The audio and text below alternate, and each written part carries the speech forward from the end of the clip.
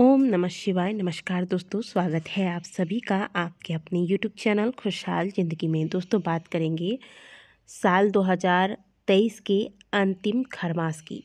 दोस्तों पूरे साल भर में कुछ ऐसे दिन होते हैं जिनमें शुभ व मांगलिक कार्य वर्जित किए जाते हैं, जैसे कि पितृपक्ष के 15 दिनों तक किसी भी प्रकार के शुभ व मांगलिक कार्य नहीं किए जाते हैं। इस दौरान केवल और केवल पितरों की आराधना की जाती है, पितरों को समर्पित होता है पितृपक्ष।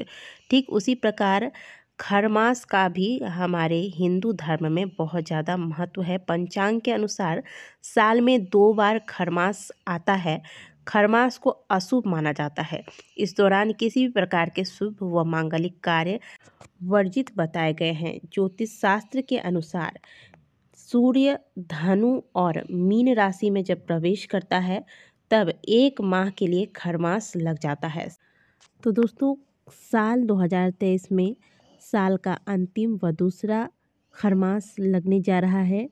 खरमास का आरंभ कब से होगा तथा इसका समापन कब होगा, इस दौरान आपको किन बातों का ध्यान रखना है, कौन कौन से कार्य वर्जित रहेंगे तथा क्या इस दौरान आप तीर्थ यात्रा व पूजा पाठ इत्यादि कर सकते हैं या नहीं, मंदिर में जा सकते हैं या नहीं, ये सारी जानकारी आज की वीडियो में हम आपको देने वाले हैं। साथ ही आपको बताएंगे कि पूरे खरमास में आपको क्या करना चाहिए ताकि आप खरमास के दुष्प्रभाव से बच सके।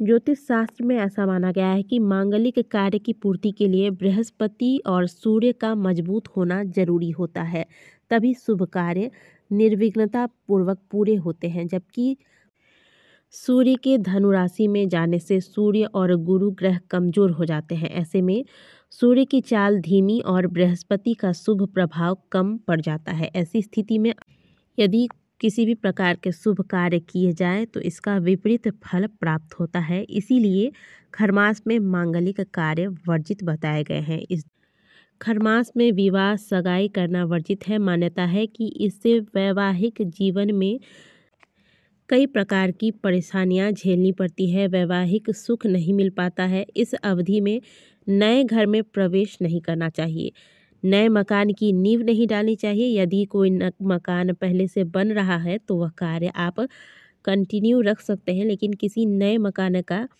नींव आपको खरमास के दौरान नहीं रखना चाहिए। यदि आप कोई नया घर ले रहे हैं और उसका रजिस्ट्रेशन करना चाहते हैं तो ये भी कार्य आपको खरमास के दौरान नहीं करना चाहिए। इससे दोषों का सामना करना पड़ता है, परिवार में अशांति रहती है। खरमास में नए व्यापार की भी शुरुआत नहीं करनी चाहिए। इससे जीवन में संघर्ष बढ़ता है और सफलता मिलने की संभावनाएं बहुत ही कम होती है। मुंडन, जनेऊ संस्कार और कान छेदन भी खरमास में वर्जित बताए गए हैं। इससे साधक पर नकारात्मक असर पड़ता है। पौराणिक कथा के मुताबिक अपने 7 घोड़ों पर सवार सूर्यदेव सदा गतिमान रहते हैं। वह निरंतर ब्रह्मांड की परिक्रमा लगाते हैं। नियम के अनुसार सूर्य एक पल के लिए भी रुक नहीं सकते, क्योंकि अगर वह गतिहीन होते हैं तो जनजीवन के लिए समस्या आ सकती है। एक बार सूर्यदेव अपने रथ पर सृष्टि की परिक्रमा लगा रहे थे, तब हेमंत ऋतु के दौरान उनके घोड़े थक गए और एक तालाब किनारे पानी पीने के लिए रुक गए। इसलिए सूर्य की गति धीमी हो गई। सूर्यदेव जानते थे कि उनका एक क्षण भी ठहरना संसार में संकट पैदा कर सकता है। ऐसे में उन्होंने तालाब किनारे खड़े 2 खर यानी कि गधों को अपने रथ में जोड़ लिया और पुनः परिक्रमा के लिए चल दिए। गधे चल तो रहे थे, लेकिन वह चलने में घोड़े की बराबरी नहीं कर सकते थे। इस वजह से सूर्य की गति धीमी हो जाती है और पूरे 1 माह तक सूर्यदेव गधे के रथ पर सवार रहते हैं।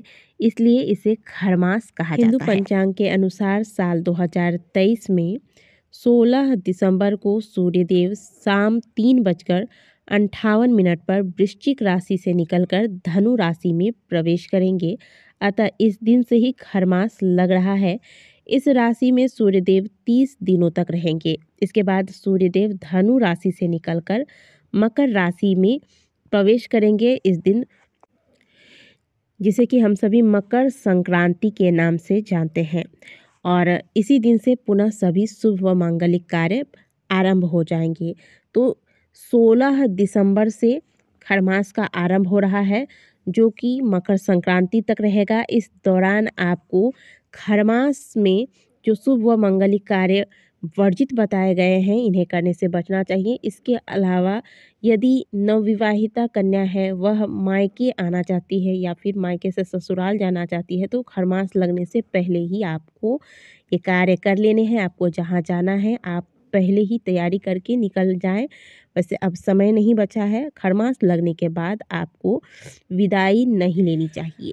खरमास के दौरान तीर्थ में जा सकते हैं या नहीं, पिछले साल ये बहुत सारे कमेंट आ रहे थे कि मंदिर जा सकते हैं या नहीं, कोई तीर्थ स्थान पर जा सकते नहीं या नहीं, तो बिल्कुल आप जा सकते हैं। खरमास के दौरान केवल शुभ व मांगलिक कार्य जैसे कि विवाह, शादी, मुंडन संस्कार व नया घर बनाना, खरीदना व गृह प्रवेश इत्यादि, इन चीज़ों पर रोक लगती है। पूजा पाठ के लिए खरमास में किसी भी प्रकार की रोक टोक नहीं है। आप तीर्थ स्थानों में भी जा सकते हैं, गंगा स्नान कर सकते हैं, घर में सत्यनारायण भगवान की कथा का आयोजन करवा सकते हैं। बल्कि खरमास में जितना हो सके आप पूजा पाठ से जुड़े घर की पूजा भी आप नित्य कर सकते हैं। इस दौरान सूर्य देव की आराधना आपको खास करके करनी चाहिए। इससे सूर्य का प्रभाव प्रबल रहता है। अतः खरमास में आपको सूर्य देव की विशेष पूजा अर्चना करनी चाहिए। इसके लिए रोजाना जल में कुमकुम मिलाकर लाल पुष्प डालकर उगते हुए सूर्य को अर्घ दें। इस दौरान ओम सूर्याय नमः मंत्र का जाप करें। इसके अलावा भगवान श्री हरि विष्णु का आप पूजन करें। पीले पुष्प, पीले चंदन, पीले अक्षत से भगवान का पूजन करें। विष्णु सहस्त्र नाम का पाठ करें। तुलसी जी को नित्य जल अर्पित करें। सुबह शाम तुलसी के नीचे दीपक लगाएं। इस और जितना संभव हो सके अपने सामर्थ्य अनुसार खरमास में आपको दान करना चाहिए। दान में आप गर्म कपड़ों का दान कर सकते हैं, क्योंकि इन दिनों सर्दियां चल रही हैं, तो आप कंबल का दान कर सकते हैं, स्वेटर वगैरह का दान कर सकते हैं। इसके अलावा अनाज का दान कर सकते हैं, काले तिल का दान हैं, गुड़ का दान कर सकते हैं। अपने सामर्थ्य अनुसार जितना हो सके दान करें और वो सभी कार्य जो शास्त्र विरुद्ध बताई गई हैं खरमास के दौरान, उनको करने से बचें। दोस्तों, आशा करते हैं कि दी गई जानकारी आपको अच्छी लगी होगी। वीडियो अच्छी लगी है तो वीडियो को लाइक ज़रूर कीजिएगा। कमेंट बॉक्स में हर हर महादेव अवश्य लिखिएगा। मिलते हैं आपसे अगली वीडियो में, तब तक के लिए ओम नमः शिवाय, हर हर महादेव।